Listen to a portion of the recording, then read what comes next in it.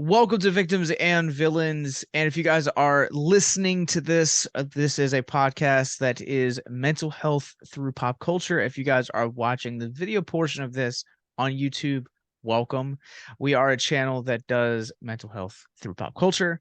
My name is Captain Nostalgia. I'm a writer and podcaster here. And on this episode, we're going to be jumping in and taking a look at the upcoming film Bishop's Cove, which is currently in post-production, and I'm joined by the film's writer and director, Charles D. Lincoln. How are you Hey, doing, sir? hi there. I'm doing good. Doing good. So I could say this because I've seen the film. You're also an actor in this movie, the Very very small small role. King. Very small role. Yeah. Yeah. I always, I don't know. It's a weird thing where I always tend to cast myself as the worst people in any given script. Um, so it's funny because I've been complaining to Chelsea, who is my co-producer and also plays the Nameless, about how everyone's always just casting me as all these like scumbags and stuff. And then recently I was presented a script where they wanted me to play a really really nice guy, but I was like I don't know. And then there was like a really awful person. There was a really awful person in the script, and I was like I could do that role in my sleep. and they were kind of like, well, do you want that role instead? And I'm like, okay, sure. So Uh, I I was yes. going to say it was one of the things my dad used to he did Last House on the Left, and then he was offered a whole bunch of horror roles, and he didn't take them because he was like, I've done my horror film. It's time for me to be a leading man, and those roles never came, and he never became Al Pacino. He went into porn instead. So I've kind of looked at it as the key word in typecast is cast. Yeah. So it means that you're getting work. So I guess I've been around. I was a musician for a whole bunch of years, so I've been around just awful people a lot of my life, and so I'm really good at imitating them. Yeah. I mean, I guess you use what you know, and I Yeah. would argue. I don't think your role in this movie is very insignificant, but I am Mm-hmm. curious as a creator, what's it like to like because you're in two scenes in this movie. Yeah. What's it like to like direct an atmosphere where you're also like having to exist in the atmosphere as a very minor villain, I should also say nonetheless. Well, the thing about those scenes were that in 21st Century Demon Hunter, in the season coming up, whenever we hear from our manufacturer, I play I did my character of Tony from Teresa and Allison as a kind of like a special appearance, and I hated it. I hated directing myself and acting at the same time. So our assistant director stepped up as second unit director for those scenes. So Nice. I'm actually I just got to be an actor in those scenes. And Madison Humes, who is a great friend of ours, she played Desiree in 21st Century Demon Hunter, and she was the director for those scenes. So I put myself in her hands, and she just directed the shit out of us, and we got like this really harrowing, messed up scene. But like she was really good with it, and she was I wish that she had more stuff I could direct people to, um because I loved working with her as the director, because I love directing, I love acting, I don't love doing them at the same time, because then I can't give 100% to either. Yeah, I was yeah, I definitely understand what you mean. I wear a lot of hats around here Mm-hmm. as well, so I understand 100%. And having a chance having had a chance to see a really rough cut of this movie, Mm-hmm. this is probably some of the most uncomfortable I've been watching a movie in a long Yeah, time. we wanted And that. Yeah. like it's not just your scenes, but it's also like the scenes with like the in the third act and really Yeah. almost the entire like uh back half of this film. And Yeah. so for those of you guys that may not know, right now we're going to talk about it a little bit later, but they are running an Indiegogo campaign to kind of offset the cost of the post production. and of this movie. This movie basically tells the story of a recovering addict named Heather who has a demon from her past essentially come back, and she steps back into this world and kind of slowly unravels into this just insane just turn of events that kind of following the death of this old friend, Catatonia, and Catalonia. Catalonia. Yeah, Yeah. I'm terrible with names. It's fine. Uh, It's a very like I looked up. I wanted since the actress who was playing Marquesa was Brazilian, I looked up Brazilian names for her daughters, and I just saw Catalonia, and I'm like, oh, that's an unusual name, but it's so pretty.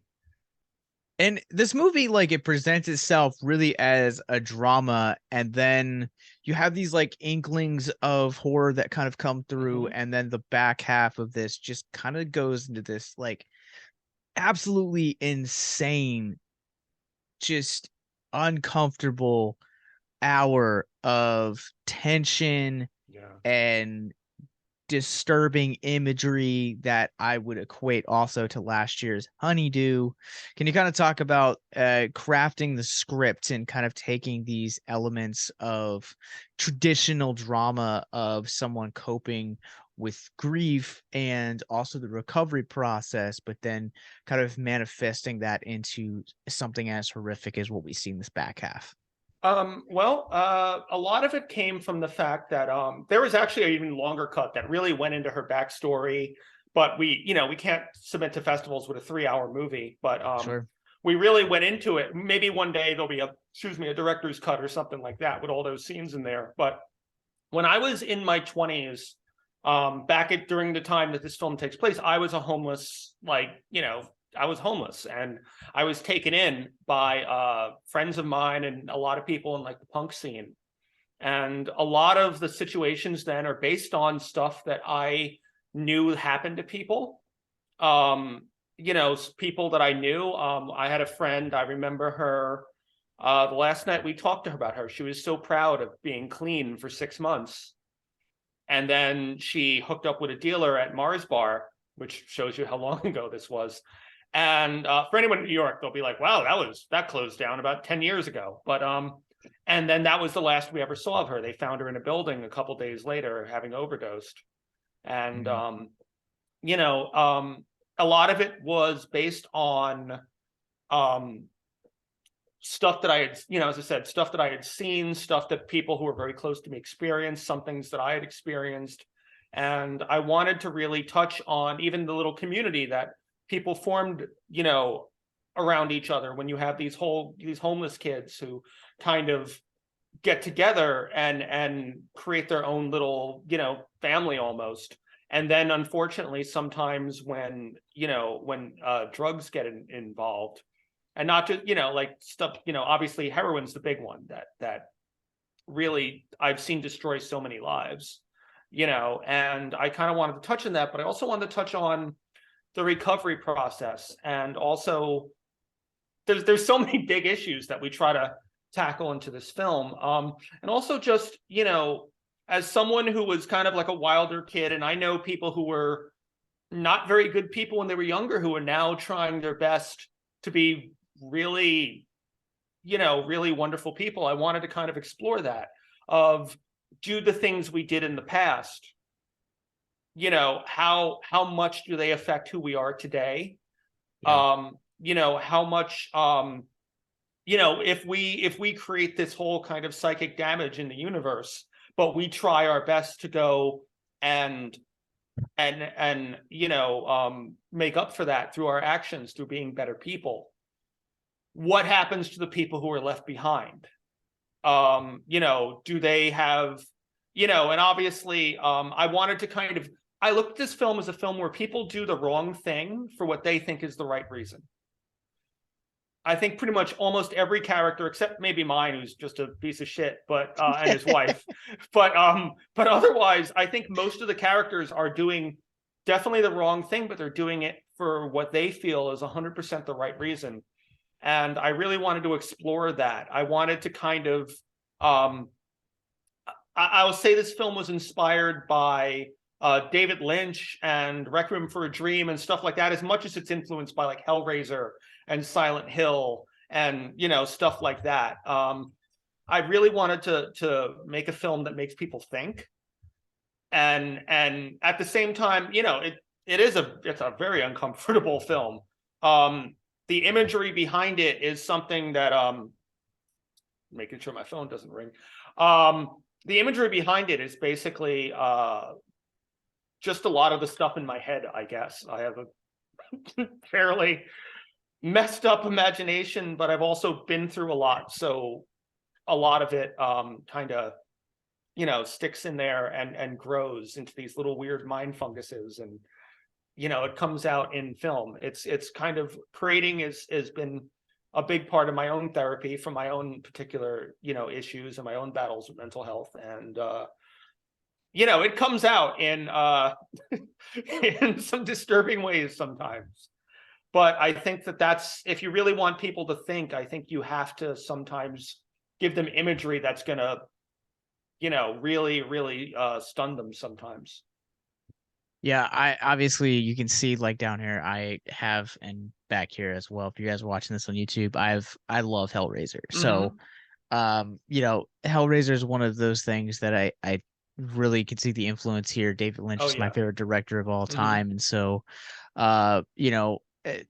when you're like talking about films like Mulholland Drive and Inland Empire, Lost Highway, these are films that like if you just take them at face value, you're like, man, like this is really like messed up. And what I Yeah. appreciate it about this movie is the fact that you can see those influences, Mm-hmm. but this is a movie that at the end of the day like is showcasing that every choice that we make is has consequences, Mm-hmm.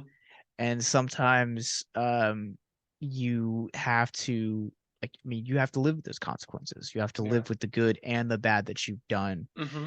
And in some ways, Heather's journey throughout the course of this, at least through the first half, is kind of like it's cautionary tale of uh taking your own mental health seriously, even if that means like removing yourself Yeah. from toxic environments or situations. Exactly. And one of the things that I really admired about this was the fact that this feels like both the fact that she has these demons, literally, figuratively speaking, but then also she also faces off with actual demons Yeah. throughout portions of this movie. And I just really think that this film captures the heart of that recovery process and how hard it is. Yeah. um from someone that struggled with it with in addiction, and also like has had family go through more serious addictions than what I've gone through. Yeah. I've had people that I know very close to me that always say exactly a line that Heather says in here. I am an addict. I've been in recovery for, she says like 11 years, so many months, so many days. And then she like pauses and says, but I'm still an addict. Yeah. And that is the very real reality of people that Mm-hmm. are going through that recovery process of, uh, you're always liable. You're never 100% clean is what I'm trying to say. Yeah. There's always that 1% that you could Yeah. like fall and relapse. And And and the thing is with that is that if you notice, she's been away from well, I don't want to spoil anything. So but she's been away from that situation for longer than that time. yeah. So it's one thing I've known a lot of people in recovery, and sometimes you do relapse, and sometimes it's not just something you can do overnight. It's a hard thing. Yeah, and I really appreciate how this film captures that journey of, not only like you had mentioned previously, kind of like the community and the connectedness that comes with addictions, because you're essentially here, you have a group of strangers that are trauma bonded for different reasons, but they're Mm-hmm. connected because of the vices that they pick. And then on the flip side, you also have that healthy uh community as well, where you're kind of getting to see Heather's support system, but also Yeah. how she is now acting as a sponsor. Yeah. Yeah. And I feel that that's I felt that was a super important part of the story, was to be able to show that this is not just something you can do easily. This is something that is very hard for people. I've been around. It's one of the reasons why I never indulged in, you know, as when I was a musician, I was drinking all the time, but I never did any drugs because I had an uncle who was a heroin addict growing up. And then I had a girlfriend who died from it. And I just had all these. And then, of course, once again, I had so many people I knew when I was homeless who were, you know, suffering from addiction. So it became like I had cautionary tales from the time I was a little kid.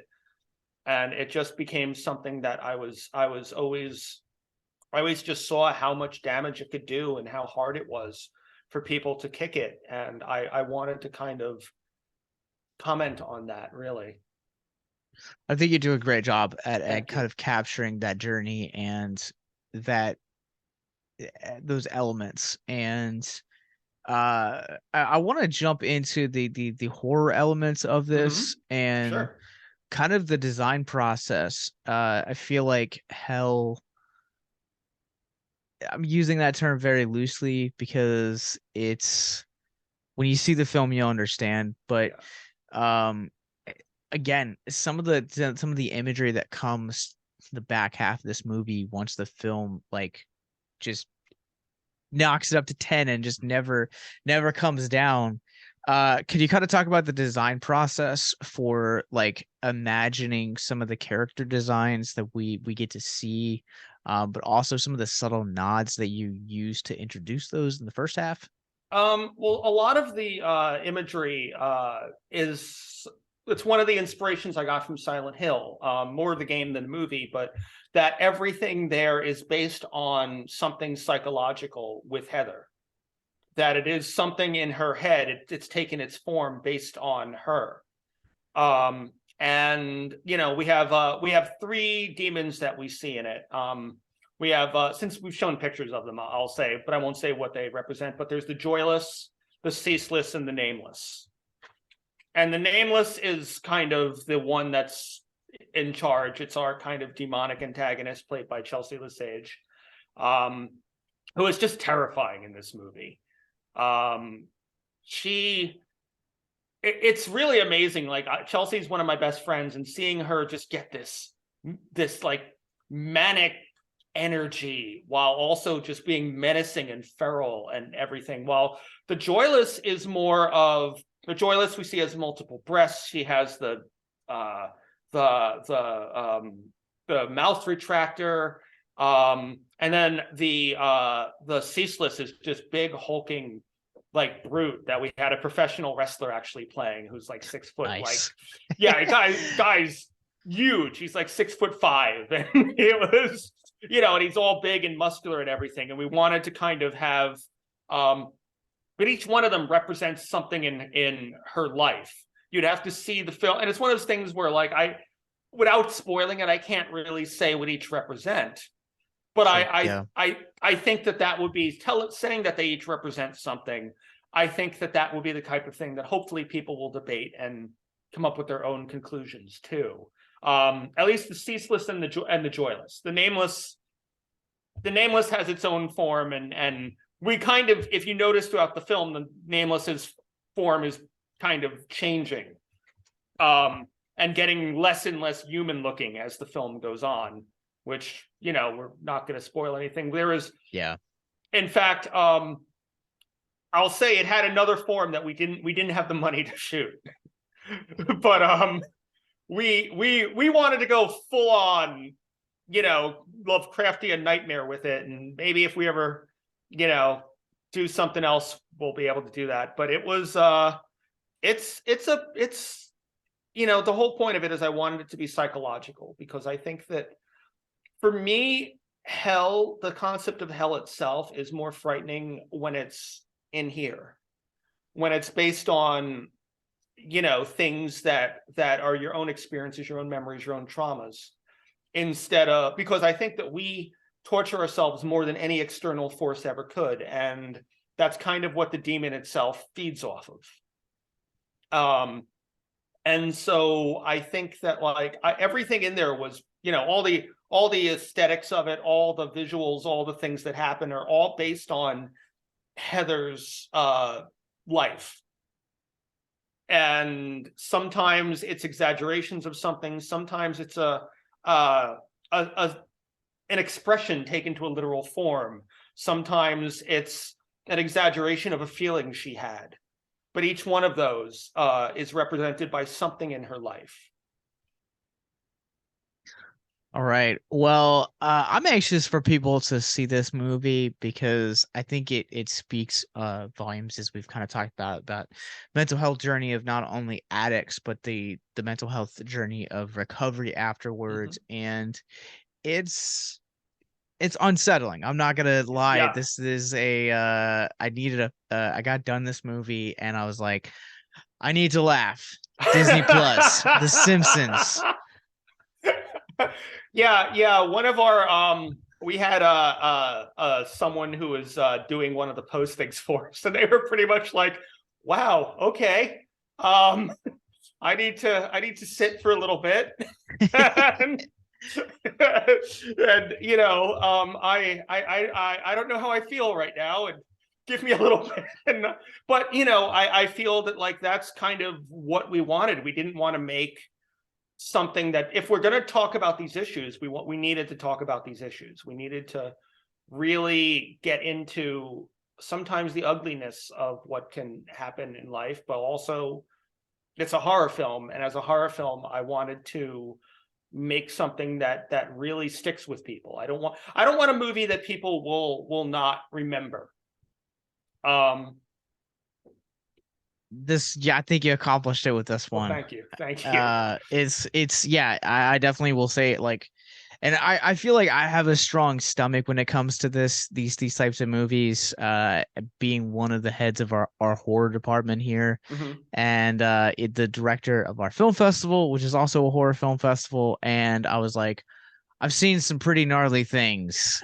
This one might be like top 5 gnarliest things that I've seen. So yeah, I think you definitely accomplished it. Thank you. I mean, as I said, like for us, it was very important to have messed up visuals, but also an intelligent story, because sometimes we often see one or the other a lot.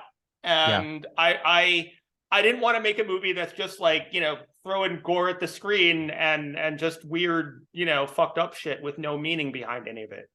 So, but I also didn't want to make, it's funny because we used to joke when we were shooting a lot of the flashback scenes, that like, wow, we're almost ruining this really beautiful drama we've made with making it a horror film. Because like there was such a, in the scenes between Catalonia and Heather, especially when they're younger, and a lot of those we had to cut just for length, but there's so much like going on between them, and their relationship was definitely a journey.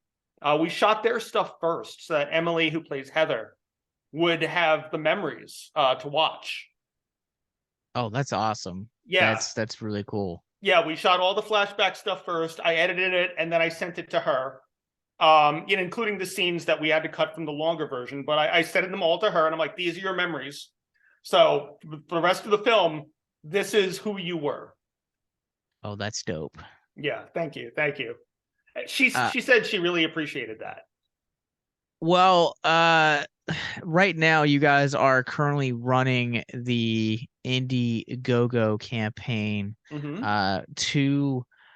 For those of you guys that aren't familiar with the world of independent film, a lot of it nowadays is done through crowdfunding sites, and it is one of the necessary, I would say, challenges that kind of come with being a DIY filmmaker.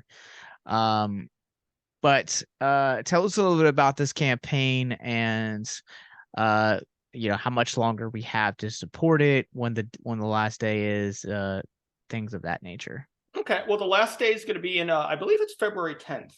Okay. I believe it's February 10th. We're looking for $7,700 basically to get post-production and festival submission, because people don't understand festival submission is actually really expensive. Yes, it is. Especially when you have to cast a wide net. Like, I've known some filmmakers like, oh, I'll just submit to 3 things. And I'm like, well, okay.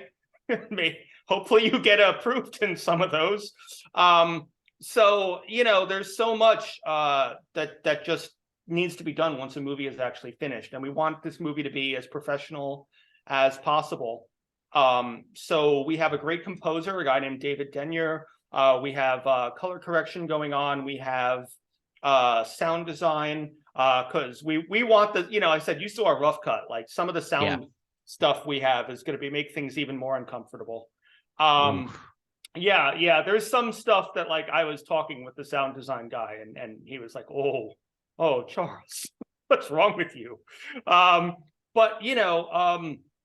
I think that a good there's just so much, and this was a journey. I mean, we started in January of 2020, which is the best time to start a film. Nothing happened that year. That delayed us for a very long time. So yeah, I think this movie probably would have definitely been done last year if COVID hadn't happened. And we have all sorts of cool perks. People can get DVDs and Blu-rays, or they can get some of the props, actually. Well, not props, but prosthetics.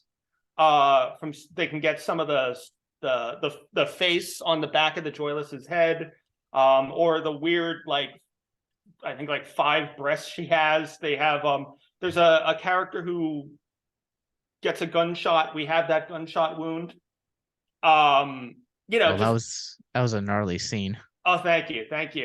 We have posters people can get, or they can play the video game Dead by Daylight with me and Chelsea, because I'm a big gamer person and I always love having excuses to to play with people. And then we have executive producers credits, but yeah, you see some of the prosthetics there.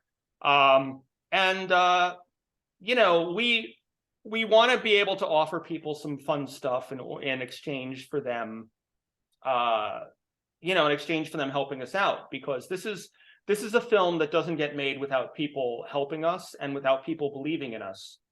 And so we try to give back as much as we possibly can, with what's going on. We want people to feel involved. We want people to, be part. Like, there were kind of our little stills we had with some of the hell scenes, and people wrote us like, oh, why aren't those posters? And like, okay, well, we'll make those posters. Because we had some like that, that one of the, with the very dead looking face with the dead eyes, and which, by the way, you can't see when you have those contacts in, I've discovered.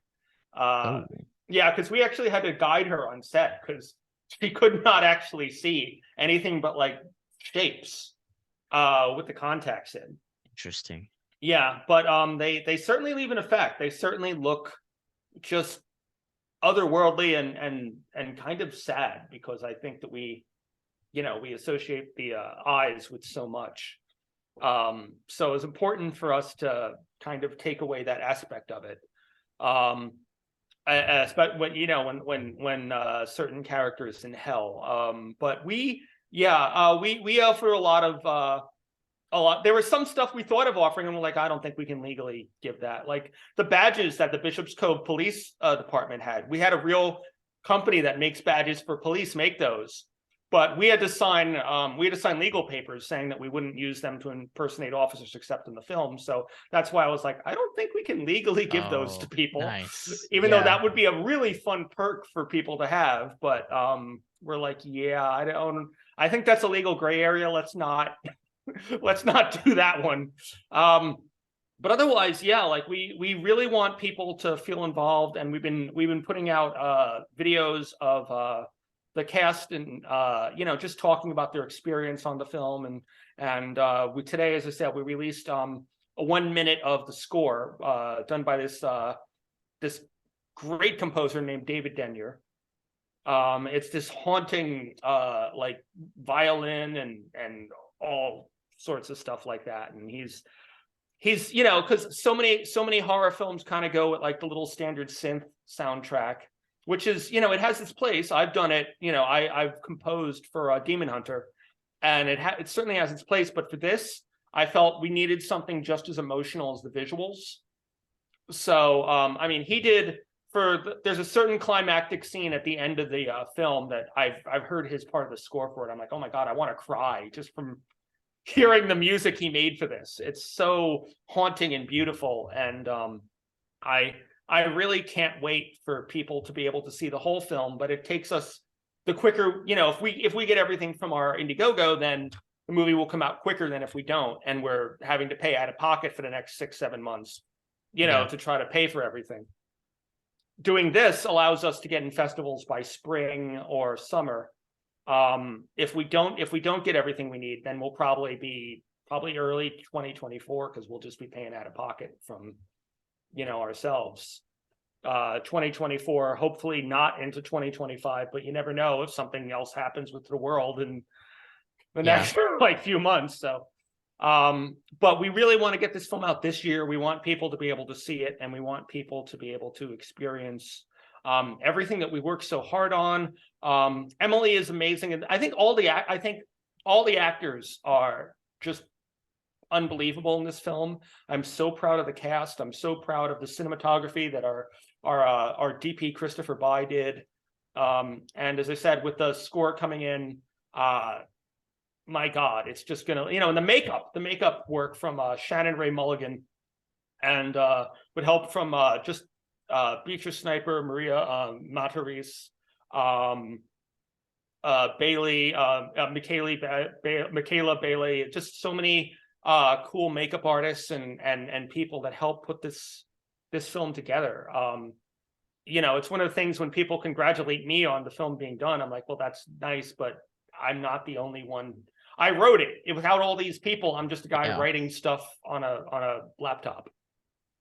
Yeah, and if you guys are watching this on our YouTube channel, you guys got to see a little bit of the Indiegogo. You got to see a little bit of the imagery that Charles was talking about.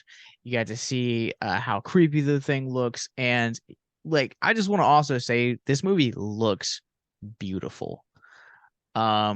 The cinematography in this is top notch, and you guys can see what I'm talking about in the links below. Go check out the Indiegogo. It's going to be running till February 10th. The movie's called Bishop's Cove. Charles D. Lincoln, thank you so much for your time. Where can people find you online? I could be found on Instagram at charles.d.lincoln. And also, I have a YouTube channel, Charles D. Lincoln, all one word. And also, you can find the newest projects that I'm working on with Chelsea Lesage at CL Squared Productions, one word, on YouTube, Facebook, and Instagram. All right, we'll provide links to all of that stuff in the show notes below if you guys are watching this on YouTube. And if you guys are listening to this on the podcast, go to the YouTube and check out those links. Thanks. So until next time, stay classy.